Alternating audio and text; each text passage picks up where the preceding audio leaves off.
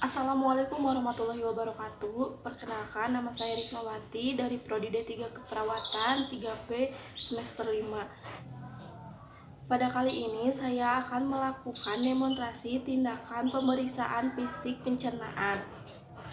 Pemeriksaan fisik yang berhubungan dengan sistem pencernaan meliputi pemeriksaan yang komprehensif dari status nutrisi, cairan, dan elektrolit, kondisi mulut dan paring, abdomen, anus atau rektum.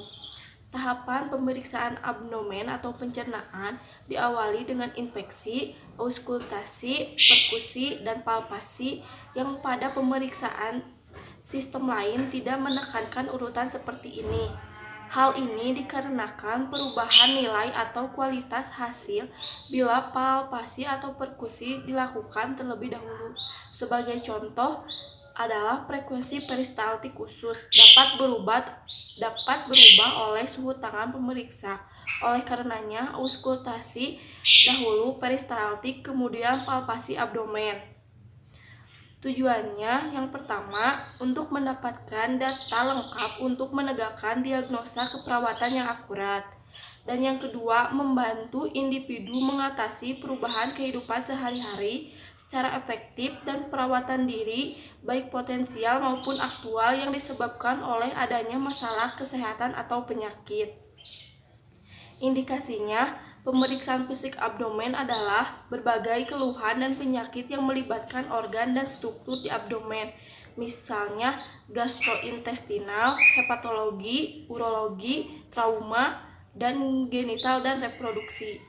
Untuk kontraindikasinya, belum ada kontraindikasi khusus pada pemeriksaan fisik abdomen atau pencernaan. Alat yang disiapkan yang pertama itu ada bak instrumen yang di dalamnya berisi tong spatel, stik kayu, garam, gula, dan kopi. Ada handscoon bersih, bengkok, pengalas, penlight, jam, dan stetoskop.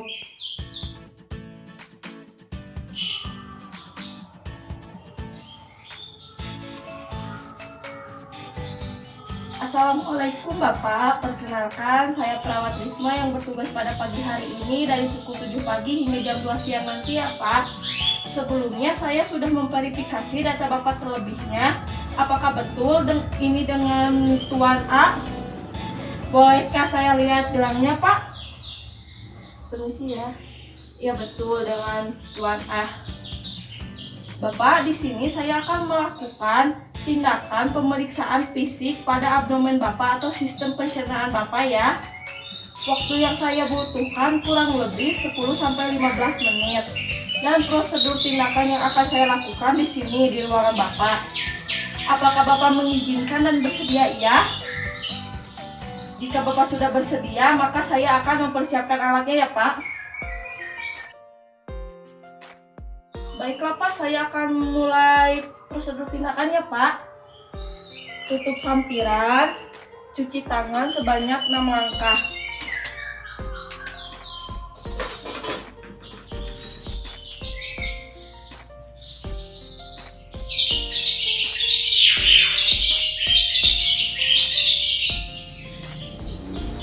Lalu kita menggunakan handscoon.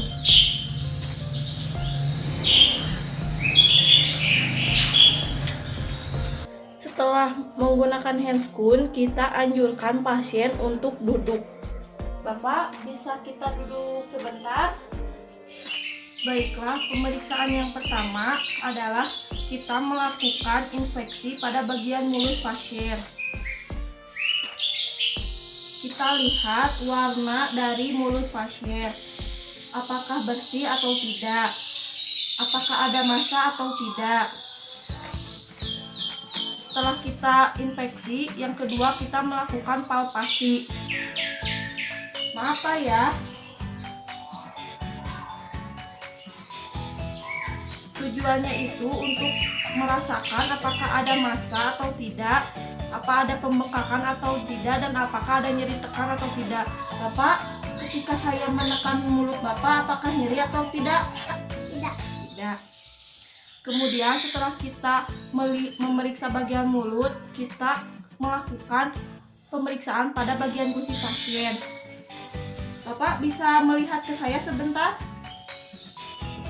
Ya, seperti ini ya Pak ya. Bapak coba dibuka mulutnya yang besar ya Pak. Maaf ya Pak ya, maaf. Lalu kita buka bak instrumen. Seperti itu dulu ya Pak ya, maaf. Kita lihat bagian gusinya menggunakan pen light.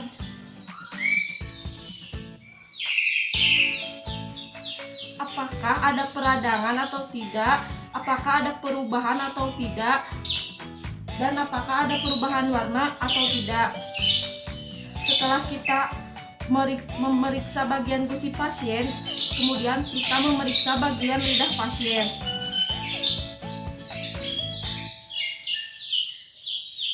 Kita menggunakan pen light, kita lihat apakah ada perubahan warna pada bibir pasien atau tidak.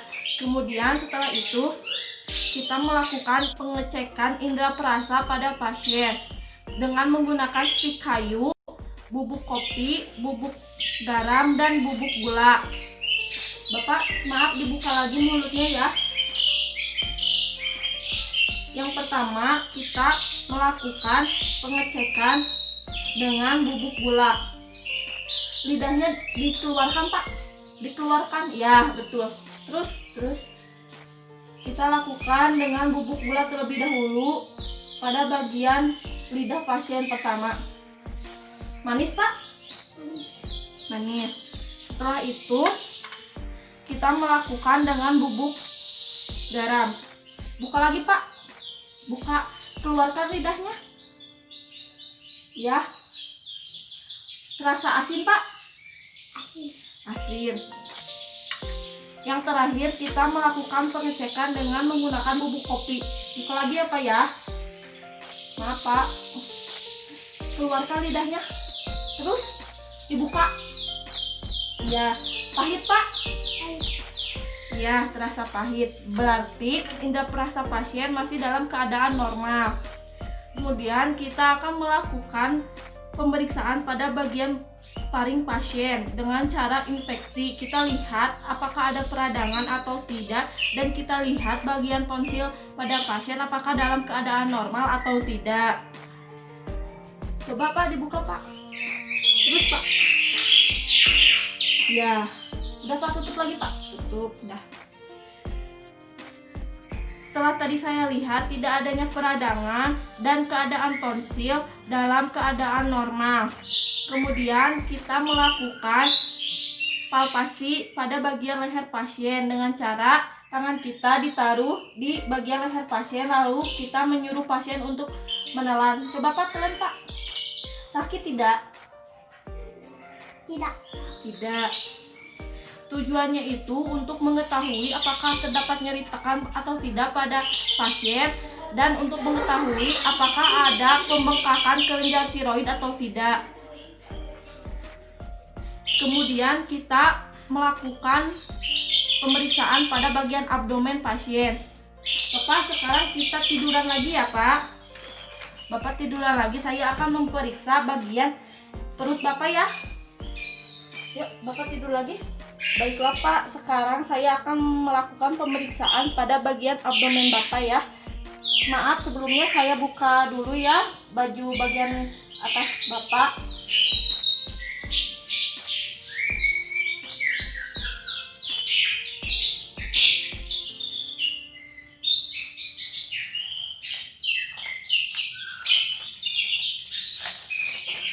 Pertama, kita melakukan infeksi.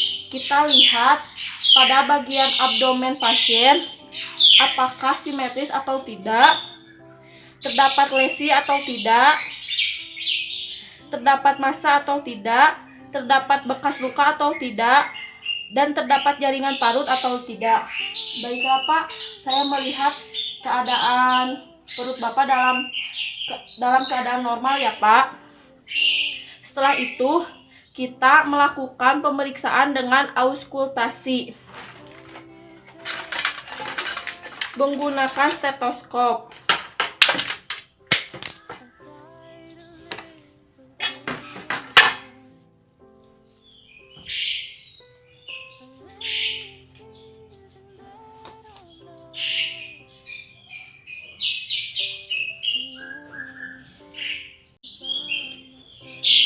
kita lakukan di bagian 4 kuadran abdomen pasien, di mana kuadran pertama itu dextra superior.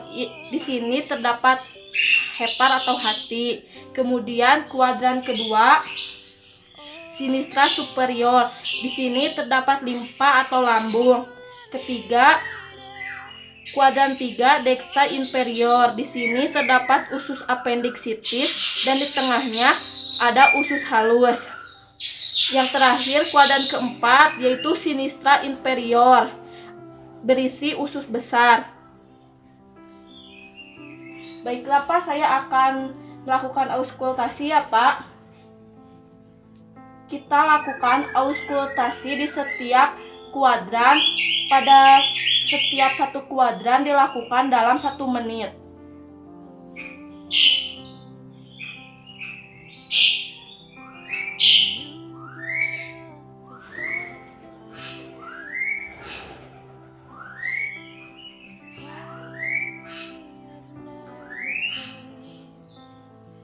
Setelah kita melakukan pemeriksaan auskultasi dan hasil yang saya dapatkan barusan, normal bising pasien dalam keadaan normal, yaitu 30 kali per menit dalam 4 menit.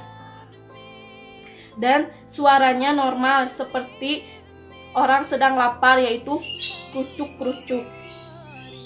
Setelah kita melakukan auskultasi, kemudian saya akan melakukan pemeriksaan perkusi menggunakan kedua tangan saya. Dilakukan pada setiap kuadran abdomen pasien. Bapak, saya akan melakukan perkusi ya pada bagian abdomen Bapak. Maaf ya Pak ya.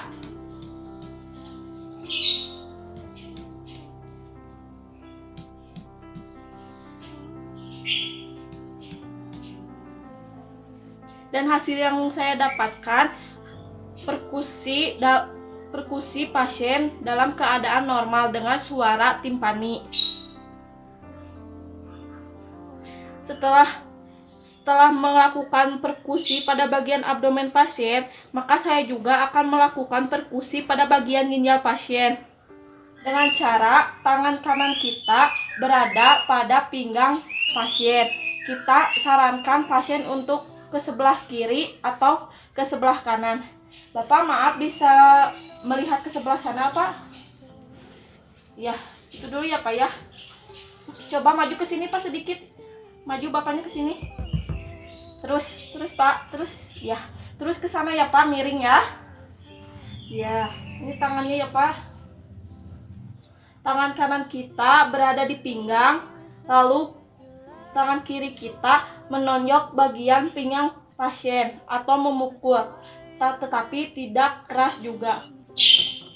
Bapak, apakah ada nyeri tekan barusan? Tidak. Baiklah Pak, Bapak bisa kesini lagi. Lakukan pemeriksaan perkusi pada bagian ginjal pasien pada kiri dan kanan. Lakukan seperti yang tadi. Setelah saya melakukan pemeriksaan perkusi, maka saya akan melakukan palpasi. Yang pertama ada palpasi ringan dengan kedalaman 1 cm dengan menggunakan 1 tangan. Dan yang kedua, palpasi dalam, yaitu kedalaman 3 cm menggunakan kedua tangan kita. Bapak, saya akan melakukan palpasi ya pada bagian abdomen Bapak. Maaf ya Pak ya. Nyeri tidak Pak? Tidak. Nyeri tidak? Tidak. Nyeri tidak? Tidak. Nyeri tidak Pak? Tidak. Tidak. Kemudian saya akan melakukan palpasi dalam dengan cara tangan kiri kita berada pada kuadran 1 abdomen pasien, lalu tangan kita menekan. Anjurkan pasien untuk menarik napas. Coba Pak, narik napas Pak. Nyeri tidak? Tidak. Nyeri tidak? Tidak. Tidak. Nyeri tidak? Tidak. Pada bagian kuadran 3, kita juga melakukan palpasi pada titik McBurney, di mana titik McBurney itu berada pada pertengahan pusar dan tulang panggul pasien. Pertama kita tarik terlebih dahulu. Setelah itu kita melakukan palpasi dalam. Jadi tidak Pak? Tidak. Yang terakhir pada kuadran 4.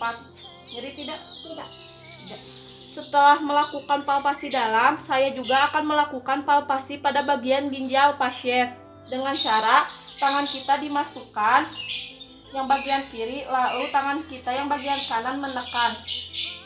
Sakit tidak Pak? Tidak. Lakukan pada pinggang kiri dan pinggang kanan. Setelah melakukan palpasi, yang terakhir saya akan melakukan pemeriksaan pada inguinal pasien. Kita menyuruh pasien untuk dalam keadaan dorsal recumbens, yaitu kakinya ditekuk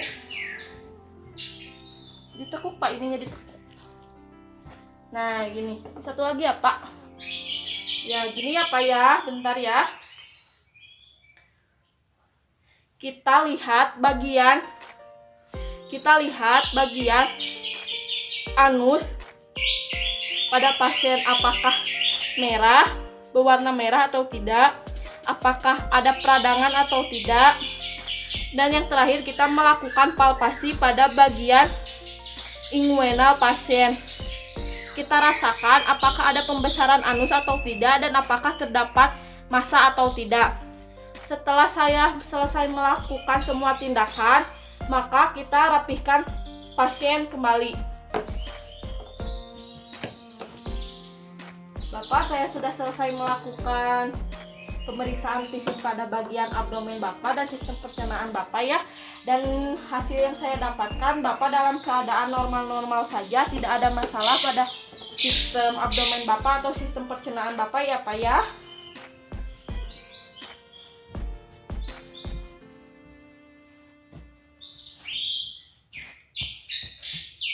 Bereskan alat.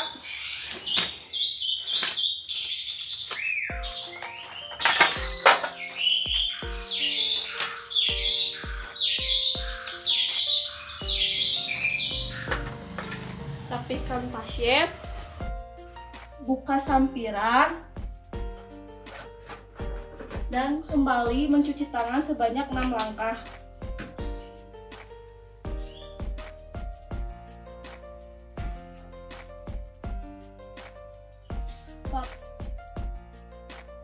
Baiklah Pak, saya sudah selesai melakukan pemeriksaan pada bagian abdomen Bapak dan sistem pencernaan Bapak ya.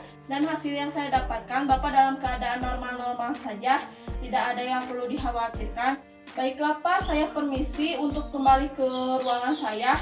Jika Bapak memerlukan bantuan saya, Bapak bisa memanggil saya melalui keluarga Bapak di ruangan perawat ya Pak. Saya permisi, selamat siang Bapak.